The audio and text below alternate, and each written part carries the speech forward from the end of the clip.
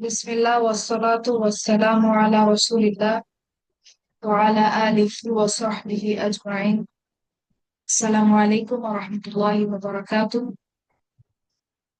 রব্বি ইশরাহ লি সাদরি ওয়া ইয়াসসির লি আমরি ওয়াহলুল উকদাতাম মিন লিসানি ইয়াফকাহু কওলি। আউযু বিল্লাহি মিনাশ শাইতানির রাজীম। বিসমিল্লাহির রাহমানির রহিম। আজকের সেশনে আমরা সূরা আল কাফিরুন এর কিছু আয়াত দেখব, যে আয়াতগুলা কিভাবে গঠিত হয়েছে। এবং আমরা জানি যে সূরা আল কাফিরুনে আপনার একই ধরনের আয়াতের আপনার পুনরাবৃত্তি আছে। তো দেখা যায় যে দুইটা আয়াতের পুনরাবৃত্তি যখন হয়েছে সেটা একদম হুবহু দেখতে একই, যেটা হচ্ছে আপনার ওয়ালা আনতুম আবিদুনা মা আবুদ। আহ, এটা হচ্ছে একই। আর আর হচ্ছে আহ আরেকটা আয়াতেরও আপনার পুনরাবৃত্তি হয়েছে, যেটা হচ্ছে দ্বিতীয় আয়াতটা, লা আবুদু মা তা'বুদু। এটার সাথে মিল আছে। সেই আয়াতটা হচ্ছে ওয়ালা আনা আবিদু মা আবাদতু। তো যদিও প্রায় সিমিলার, অনেকটাই একই রকম, তারপরও কিছুটা পার্থক্য আছে। তো আমরা শুরু করি, দেখি যে এখানে কেন পার্থক্যটা হচ্ছে, এবং আপনার পরের আয়াতটা একদম হুবহু একই কেন। দেখেন, দ্বিতীয় আয়াতে আল্লাহ বলেছেন, তো সূরাটা শুরু হচ্ছে এভাবে, বিসমিল্লাহির রহমানির রহিম, কুল ইয়া আইয়ুহাল কাফিরুন। বলুন হে কাফেররা। তো কাফেরদেরকে সম্বোধন সম্বোধন করে আল্লাহ রাসূল সাল্লাল্লাহু আলাইহি ওয়াসাল্লামকে আল্লাহ বলতে বলছেন, লা আ'বুদু মা তা'বুদুন। ঠিক আছে? তো যেটার মানে হচ্ছে, আমি ইবাদত করি না যার তোমরা ইবাদত করো। আমি ইবাদত করি না যার তোমরা ইবাদত করো। তো দেখেন এখানে আ'বুদু, আ'বুদু শব্দটা কিন্তু একটা ফেয়াল, এবং এটা হচ্ছে ফেয়াল মুদরে। আচ্ছা, তো এটার সাথে সিমিলার যে আয়াতটা যেটা আসে সেটা হচ্ছে ওয়ালা আনা আবিদুম মা আবাদতুম। ওয়ালা আনা আবিদুম মা আবাদতুম মানে হচ্ছে আমি আহ ইবাদতকারী নই। ওয়ালা আনা আবিদুন, আমি ইবাদতকারী নই যা কিছু তোমরা ইবাদত করেছো বা করতে। যা কিছু তোমরা ইবাদত করেছো বা করতে। তো এখানে দেখেন আবিদুন কিন্তু হচ্ছে একটা ইসম। ঠিক আছে, তানবিন দেখে আমরা বুঝতে পারছি এটা একটা ইসম। তো দেখেন আগের আয়াতে আল্লাহ ব্যবহার করেছেন, অর্থাৎ দুইটা আয়াতেই কিন্তু কথাটা সিমিলার, কথাটা হচ্ছে একই, যে আমি বলতে চাচ্ছি আমি সেটার ইবাদত করি না যেটা তোমরা ইবাদত করো। কথাটা বেসিক্যালি এটা। কিন্তু এক জায়গায় আল্লাহ ব্যবহার করেছেন ফিআইল, আরেক জায়গায় আল্লাহ ব্যবহার করেছেন ইসম। তো দেখেন, ওয়ালা আনা আবিদুম মা আবাদতুম যখন আপনি বলছেন ইসম ব্যবহার করে, যেটার মানে হচ্ছে আমি ইবাদতকারী নই। তো এটার যদি আমরা একটা উদাহরণ দিয়ে বুঝে আসি, আমরা কিন্তু আগেও দেখেছিলাম যে আপনার ইসম মানে হচ্ছে আপনার স্থায়ী। ইসম স্থায়ী, কারণ ইসমের সাথে কোনো সময়ের সম্পর্ক নেই। ঠিক আছে, ইসমটা সব সময় কনস্ট্যান্ট, সব সময় স্থায়ী। আর ফেয়াইল হচ্ছে এটার সাথে সময়ের সম্পর্ক আছে, ক্রিয়ার সাথে সময়ের সম্পর্ক থাকে। তো ক্রিয়াটা, কাজটা অতীতে হতে পারে, বর্তমানে হতে পারে, আবার ভবিষ্যতেও হতে পারে। ঠিক আছে, যার কারণে এটার আসলে স্থায়িত্ব নাই, এটা অস্থায়ী। আগে ছিল এখন নাই, এখন আছে পরে থাকবে না, এরকম। তো যখন আমরা ইসম ব্যবহার করে একটা বাক্য বলি, ধরেন আমি যদি একটা বাক্য বলি যে রহিম সাহেব একজন ধৈর্যশীল লোক। ঠিক আছে, রহিম সাহেব একজন ধৈর্যশীল লোক যখন আমি বলছি, তো এক্ষেত্রে কিন্তু আমি বোঝাচ্ছি যে রহিম সাহেব আসলে ওভারঅল একজন ধৈর্যশীল মানুষ। কিন্তু এটা কিন্তু আপনার নেসেসারিলি এটা বোঝাচ্ছে না যে এই মুহূর্তে রহিম সাহেব ধৈর্য ধরে থাকতে পারছেন, বা কোনো একটা নির্দিষ্ট পরিস্থিতিতে তিনি ধৈর্য ধরে আছেন। এটা কিন্তু নাও হতে পারে। হ্যাঁ, ওভারঅল উনি ধৈর্যশীল মানুষ, উনি সহজে ধৈর্য হারান না। কিন্তু এমন কিছু মোমেন্ট থাকতে পারে যেটাতে কিন্তু উনি ধৈর্য হারিয়ে ফেলেছেন, এটা কিন্তু হতে পারে। ঠিক আছে, একজন ধৈর্যশীল মানুষও কিন্তু কিছু কিছু সিচুয়েশনে হতে পারে যে সে ধৈর্য হারিয়ে ফেলেছে। তো যখন আল্লাহ বলতে বলছেন ওয়ালা আনা আবিদুম মা আবাদতুম, যখন ইসম ব্যবহার করা হচ্ছে যে আমি ইবাদতকারী নই, হ্যাঁ এটা পার্মানেন্ট, এটা স্থায়ী, যে আমি কখনোই ইবাদতকারী নই, অর্থাৎ আমি আগেও ছিলাম না, এখনো নাই, ভবিষ্যতেও হব না। আমি ইবাদতকারী নই। কিন্তু ঠিক যে উদাহরণটা আমি এইমাত্র দিলাম, সেই উদাহরণটার মতো হতে পারে যে এমন কিছু মুহূর্ত আছে কিনা যেই মুহূর্তে আমি আসলে ইবাদতকারী হয়ে যাচ্ছি, এটার কি কোনো সম্ভাবনা আছে কিনা। ঠিক যেমন এই যে আমরা এই উদাহরণটা দেখলাম, সেটারও যে কোনো সম্ভাবনা নাই সেটা আমরা এই দ্বিতীয় আয়াত থেকে বুঝতে পারি। দেখেন দ্বিতীয় আয়াতে কিন্তু আল্লাহ বলতে বলেছেন লা আ'বুদু মা তা'বুদুন, আমি ইবাদত করি না যেটার তোমরা ইবাদত করো, অর্থাৎ আমি এক মুহূর্তের জন্য সেটার ইবাদত করি না।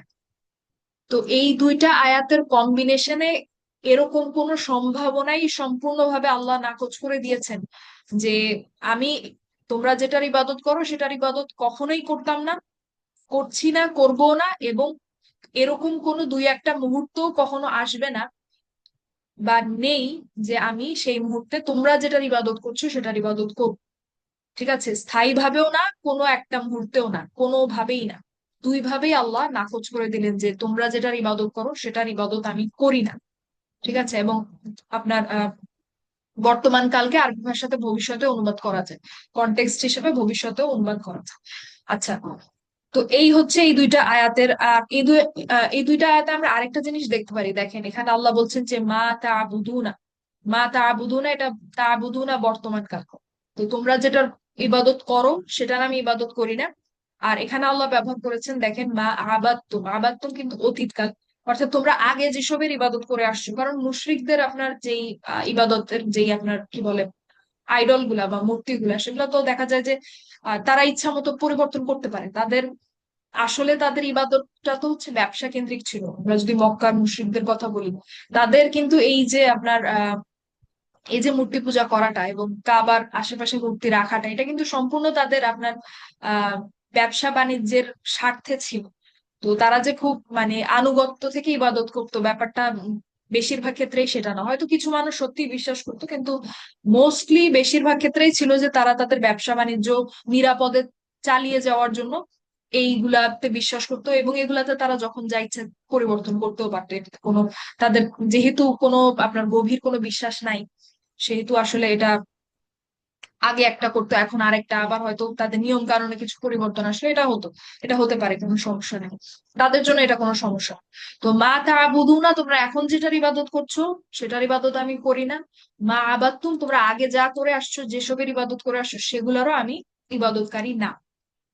তো এই দুইটা আয়াতে আমরা দেখলাম যখন রাসূলুল্লাহ সাল্লাল্লাহু আলাইহি ওয়াসাল্লাম নিজের কথা বলছেন, তখন তিনি পুরাপুরি সব দিক থেকে সব অ্যাঙ্গেল থেকে উনি নাকচ করে দিচ্ছেন যে আমি কোনোভাবেই তোমরা যেসবের ইবাদত করো বা করেছো সেসবের ইবাদতকারী কখনোই ছিলাম না, হবও না, নেই, বর্তমানেও নাই।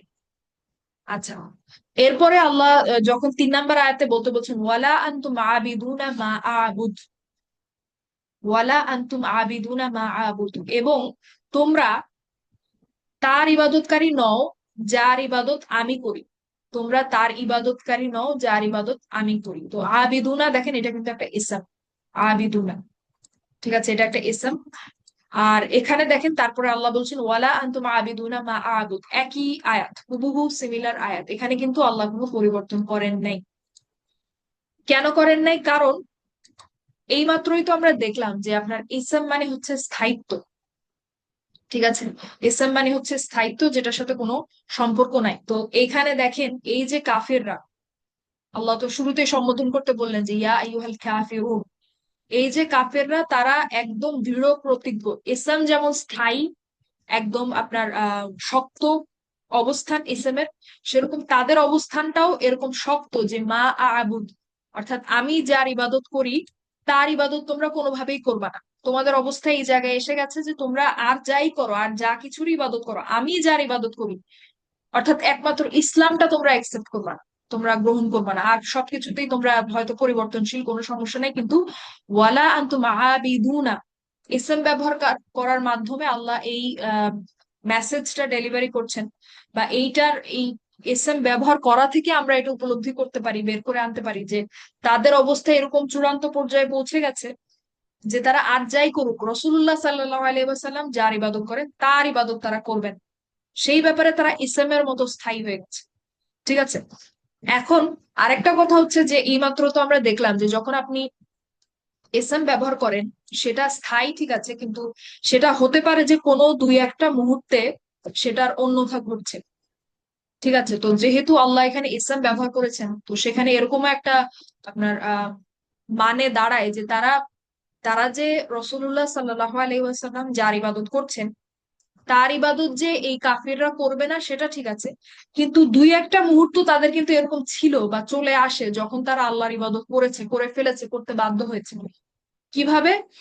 আপনারা হয়তো শুনেছেন বা আমরা অনেকেই শুনেছি, সিরাতে আপনার এরকম মুহূর্ত ছিল যখন আপনার কোরআন নাজিল হয়েছে এবং রাসূলুল্লাহ সাল্লাল্লাহু আলাইহি ওয়াসাল্লাম পুরা সমাবেশের সামনে, পুরো শহরের সামনে যখন আপনার অবিশ্বাসীদের সামনেও যখন কোরআনটা তিলাওয়াত করছিলেন, রিসাইট করছিলেন, তখন সেটার আয়াতগুলোর ওজন এত বেশি ছিল, প্রভাব এত ভারী ছিল যে আপনার মুসলিমরা সহ অমুসলিমরা যারা অবিশ্বাসী ছিল, মুশরিক ছিল বা কাফির ছিল, তারাও আপনার সিজদা বনত হয়েছে, সিজদা দিয়ে ফেলেছে।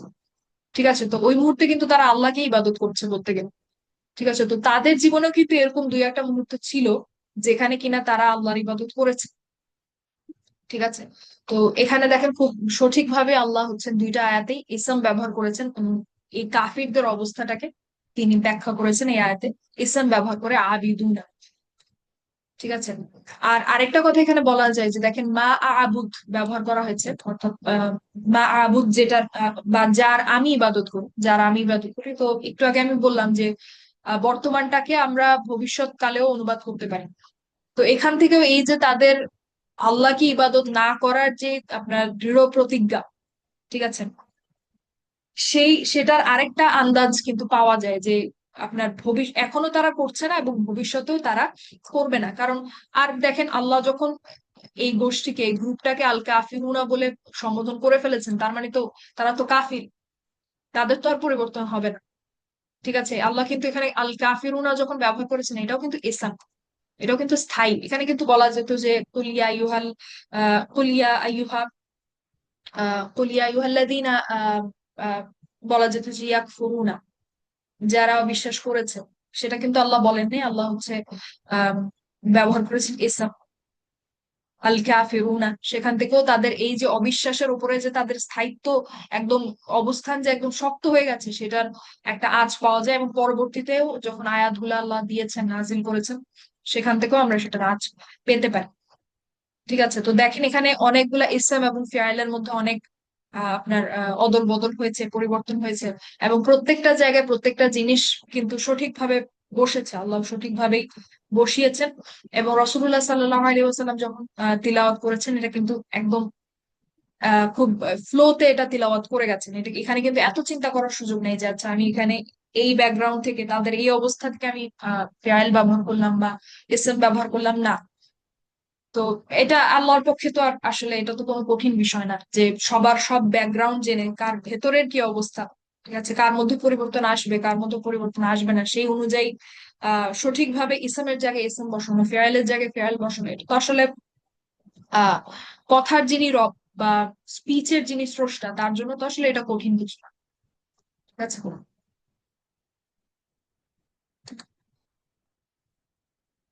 ঠিক আছে, তাহলে সবাই ভালো থাকবেন। আজকের সেশন আমরা এই পর্যন্ত শেষ করব। আশা করি আপনাদের রমাদান ভালো কাটছে। ঠিক আছে, তাহলে সবাই ভালো থাকবেন, সুস্থ থাকবেন। রমাদান মাসে সবাই সবার জন্য দোয়া করবেন, আল্লাহ যেন আমাদের সবাইকে শেষ 10 রাত নসিব করেন। আল্লাহুম্মা আমিন। আসসালামু আলাইকুম ওয়া রাহমাতুল্লাহ। ওয়ালাইকুম আসসালাম রহমতুল্লাহ।